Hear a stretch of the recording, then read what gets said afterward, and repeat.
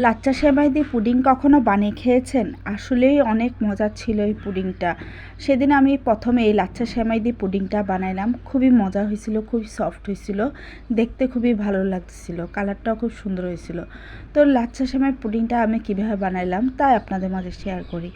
তো প্রথমে আমি 1 কেজি দুধকে একটু ঘন করে আধা কেজি করে নিই। তারপরে এখানে প্রায় আমার 8টা ডিম দেওয়া হয়। তারপরে এখানে 8টা ডিম সাথে পরিমাণ ওই দুধটা, ঘন দুধটা দিই।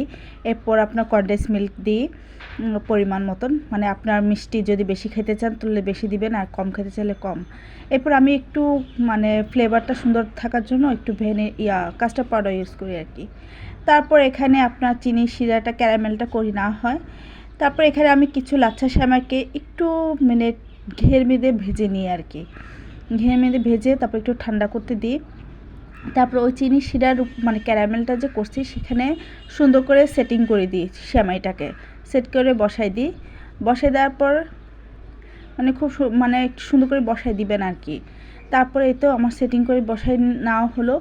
এরপর আমি তার মধ্যে ওই যে পুডিংয়ের যে ডোটা করা হয়েছে সেটাই আমি সুন্দর করে ঢেলে দিই। প্রথমে মনে হবে যে জিনিসগুলো সরে যাচ্ছে বা ইয়ে হয়ে যাচ্ছে, আসলে কোনো কিছু সমস্যা নেই এই আর কি। সুন্দর করে ঢেলে নেওয়ার পরে এরপরে একটু উপরে ডেকোরেশন করার জন্য একটু কফি ছিটাই দিছিলাম আর কি। এটা কিছু না, এটা আপনার দিতে পারেন, না দিতে পারেন।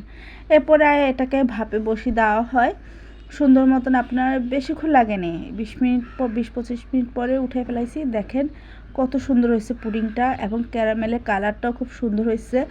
এবং মজার বিষয় কি, এই পুডিংটা যখন বানাইছি এক বিন্দু মানে যখন প্লেটে ঢালা হয়েছে একটু কিন্তু পানি ছিল না। যে একটা পুডিংয়ে যে একটা পানি থাকে ওই পানিটা ছিল না, ক্যারামেলের যে পানিটা সেটা ছিল না। আসলে পুডিংটা খুবই সুন্দর হয়েছে, খেতেও খুব সুস্বাদু হয়েছে। তবে আমরা মিষ্টি কম খাই দেখে আমাদের থেকে ভালোই লাগছে।